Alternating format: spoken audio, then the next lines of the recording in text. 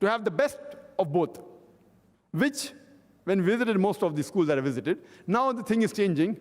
In the past 6 years, I've realized that some schools have become slightly closer, alhamdulillah, to the concept that I have. But most of the schools, they may be having maybe 3 periods a week on Islam, or maybe 1 period a day. Maximum I came across was 2 periods a day on Islam. And what was the main objective that a child, when he passes from school, he should have the knowledge of Quran, Hadith, Sharia, Fiqh, and science, etc. That I could not find. Though I visited the best of schools in America, in South Africa, which is supposed to be very much advanced in this field of Islamic schools, UK, Australia, Malaysia, etc. So that we thought that let's make an effort. And with Allah's help, alhamdulillah, we in Bombay, alhamdulillah, about approximately 6 years back, or rather 5.5 years back, we launched our own Islamic school by the name of Islamic International School. Because for my children, we had to do it. Though I was prepared to see to it that gear up my child, though putting in a convent school by giving all the so-called education at home, but then we thought that we should make a sample school. And alhamdulillah, summa alhamdulillah, we ventured with this project in Bombay, and Allah helped us. And with Allah's support, we launched the school.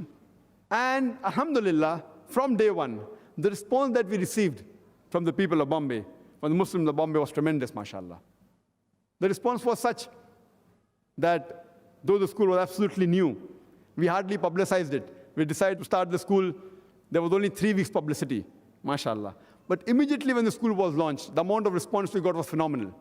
And it was overwhelming that ministers, they phoned our school to see to it that some of their friends get admission to the school. It was good, mashallah. You will hardly find a minister phoning a madrasa and telling that, I want a seat in your madrasa. We find that in the convent school. In India, mostly the convent school, the ministers phone, and they try and use the influence. But alhamdulillah, we are very strict as far as admission criteria is concerned. We are very strict with the guidelines. And unless a person fulfills our guidelines, let him be a minister's son also, we won't give admission, alhamdulillah. The difference that is there, that we appreciated that the movement that was started by many of the philanthropists and educationists throughout the world, it was a good movement, at least giving them an environment of Islam.